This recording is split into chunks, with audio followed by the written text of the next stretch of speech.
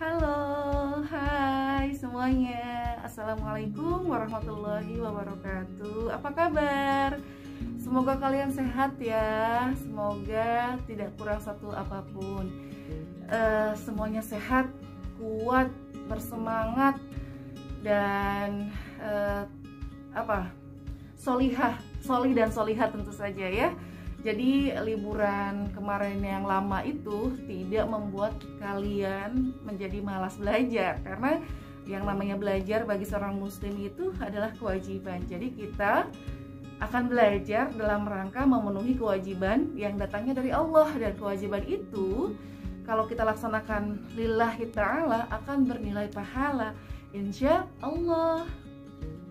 Sekarang saya tidak bosan-bosannya untuk mengingatkan bahwa agar kita terhindar dari penyakit atau semoga kita juga dijaga oleh Allah dan tidak merasakan sakit karena virus corona gitu ya, maka kita harus menjaga kesehatan kita dengan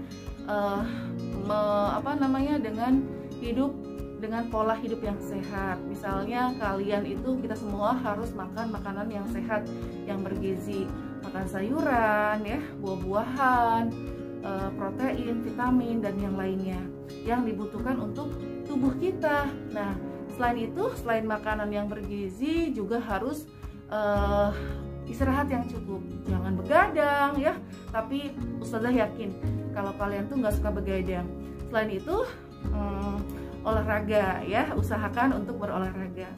Nah, selain itu, karena virus itu sekarang itu banyak ada di mana-mana, termasuk juga para orang-orang yang sakit karena virus ini banyak, maka kalian sebaiknya jangan keluar rumah ya, tetap stay at home. Belajar juga kan kita dari rumah ya. Nah, tetapi kalau kemudian ada kepentingan yang mengharuskan kalian harus keluar rumah, maka jangan lupa untuk social distancing, menjaga jarak ya, dan tetap pakai masker serta gunakan hand sanitizer-nya ya, agar kita terhindar dari virus corona. Hari ini kita akan belajar bahasa Indonesia. Kenapa sih kita harus belajar bahasa Indonesia? Kenapa kita harus berbahasa? Islam itu mengajarkan kita untuk menggunakan bahasa yang ahsan, bahasa yang baik ya. Nah, untuk bisa tahu apakah bahasa itu ahsan atau tidak, ya kita harus belajar gitu. Nah, karena sekarang kita tinggal di Indonesia, dan di Indonesia itu bahasa resmi atau bahasa sehari-hari yang digunakannya adalah bahasa Indonesia, ya kita harus mempelajarinya supaya bisa berkomunikasi dengan orang lain agar mudah dimengerti gitu. Nah, agar berkomunikasinya lancar, tidak menyakiti orang, atau bahasa kitanya baik ya, atau ahsan tadi, maka belajar bahasa Indonesia itu menjadi penting. Dalam Al-Quran juga Allah menyuruh kita untuk berbahasa ahsan gitu ya. Dan bahasa yang ahsan itu biasanya adalah yang terbaik, itu adalah waman ahsanu qawlan mimman da'a ilallah.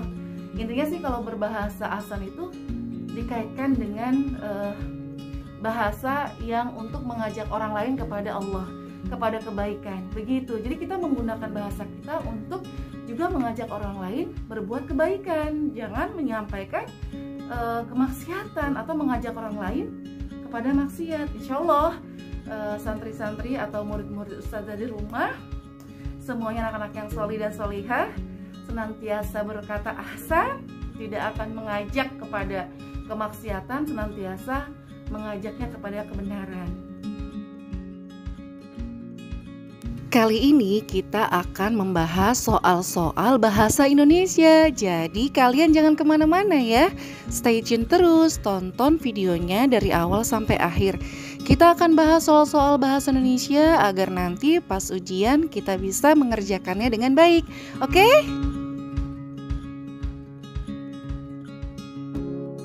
Ini adalah soal bahasa Indonesia. Nomor 1, siswa kelas 6 SD Bangsa berlatih drama.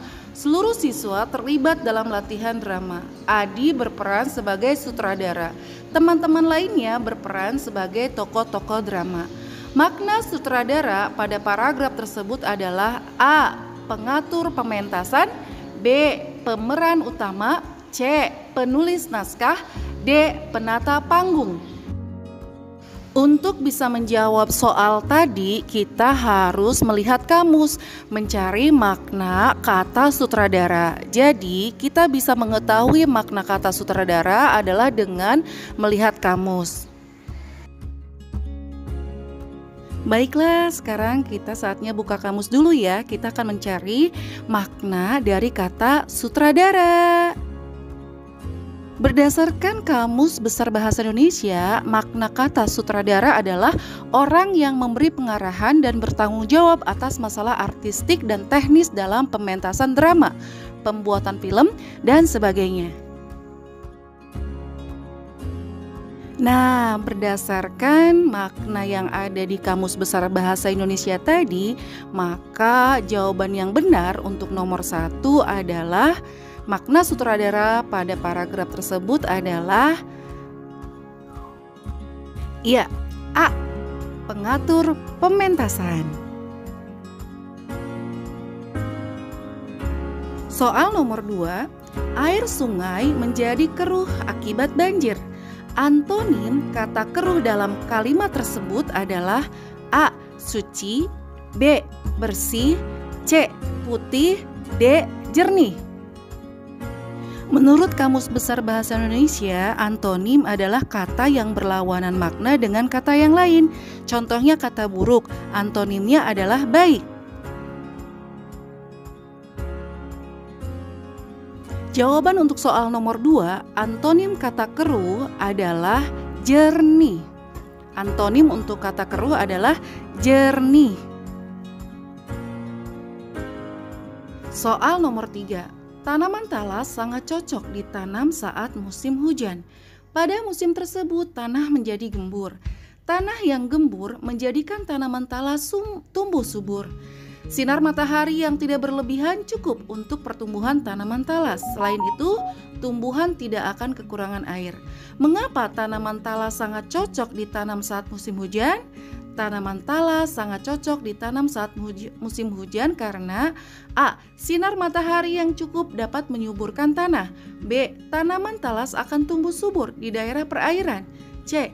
Air dalam tanah menjadikan akar tanaman talas kuat. D.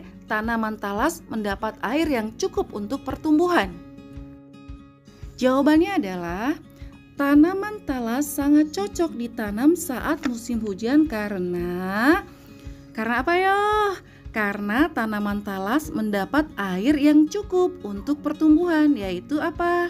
Yaitu D.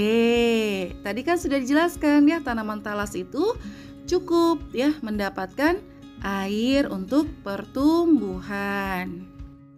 Nomor 4, wortel merupakan sayuran yang mempunyai beberapa manfaat. Sayuran tersebut menyuplai serat untuk memperlancar proses pencernaan. Kandungan vitamin A pada wortel bermanfaat bagi kesehatan mata. Selain itu, wortel juga dapat dimanfaatkan untuk pewarna alami. Kalimat utama pada paragraf tersebut adalah A. Wortel merupakan sayuran yang mempunyai beberapa manfaat. B. Sayuran tersebut menyuplai serat untuk memperlancar proses pencernaan. C. Kandungan vitamin A pada wortel bermanfaat bagi kesehatan mata. D. Selain itu, wortel dapat dimanfaatkan untuk pewarna alami. Untuk dapat menjawab soal nomor 4 ini, kita harus tahu terlebih dahulu apa itu kalimat utama. Nah, sekarang kita bahas tentang kalimat utama ya. Kalimat utama adalah sebuah kalimat yang di dalamnya terdapat gagasan utama atau gagasan pokok atau ide pokok, pikiran pokok atau ide utama pada suatu paragraf. Ide pokok itu adalah ide yang mendasari adanya sebuah paragraf. Jadi kalau paragraf itu menceritakan tentang suatu ide, maka itu adalah ide pokoknya. Nah, kalau kalimat utama adalah kalimat yang di dalamnya itu ada ide pokoknya itu. Keberadaan kalimat utama pada suatu paragraf itu penting banget ya, karena akan menjadi kerangka dasar dalam pengembangan paragraf. Tadi sudah dijelaskan kan? Selain itu, karena kalimat utama juga mengandung keseluruhan isi paragraf, Jika pada suatu paragraf tidak terdapat kalimat utama, maka paragraf tersebut tidak dapat dikatakan mempunyai isi atau disebutnya paragraf yang tidak padu. Kalimat utama terletak di awal atau di akhir paragraf. Jadi kalau mau mencari kalimat utama, carilah kalimat yang terletak di awal paragraf atau di akhir paragraf. Soal nomor 5. Masyarakat desa biasa melakukan kegiatan gotong royong pada musim panen padi. Mereka bekerja dengan giat dan cepat meskipun tidak diberi upah. Biaya yang dikeluarkan oleh pemilik lahan pun dapat dihemat. Pemilik lahan hanya perlu menyediakan makanan dan minuman. Ide pokok paragraf tersebut adalah A. Suasana musim panen padi. B. Gotong royong musim panen. C. Kegiatan membantu masyarakat. D. Penyediaan makanan dan minuman. Ide pokok adalah ide atau gagasan yang mendasari sebuah paragraf, atau ide pokok itu adalah ide yang biasanya terdapat dalam kalimat utama. Oleh karena itu, jika ingin mencari ide pokok, carilah di kalimat utama. Biasanya kalimat utama itu ada di awal paragraf atau di akhir paragraf. Maka untuk mencari ide pokoknya, cari di kalimat yang pertama di awal paragraf ataukah kalimat terakhir di akhir paragraf.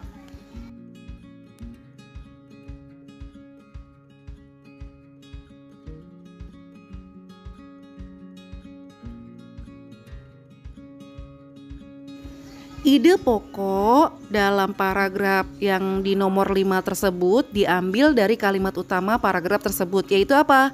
Gotong royong musim panen. Jadi jawabannya adalah B. Bagaimana? Sekarang sudah mengerti kan? Pelajaran bahasa Indonesia itu mudah dan menyenangkan kan? Iya. Hari ini kita cukup sampai di sini membahas 5 soal dulu ya. Tadi kita udah belajar tentang makna sebuah kata, bisa dicari dari kamus. Kita juga tadi sudah belajar tentang antonim ya, perlawanan kata. Nah, kalian nanti cari lawan katanya. Contohnya, baik itu lawan katanya buruk, gemuk itu lawan katanya kurus, hitam itu lawan katanya putih, dan yang lainnya. Kalian cari ya. Tadi kita juga sudah membahas tentang kalimat utama ya, atau kemudian juga ada pembahasan tentang ide pokok atau gagasan utama. Nah, gimana? Sudah mengerti? Insya Allah. Oke, sampai ketemu lagi minggu depan.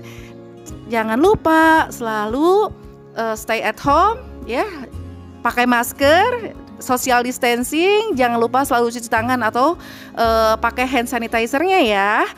Dan sampai di sini dulu, terima kasih banyak. Assalamualaikum warahmatullahi wabarakatuh. Dadah.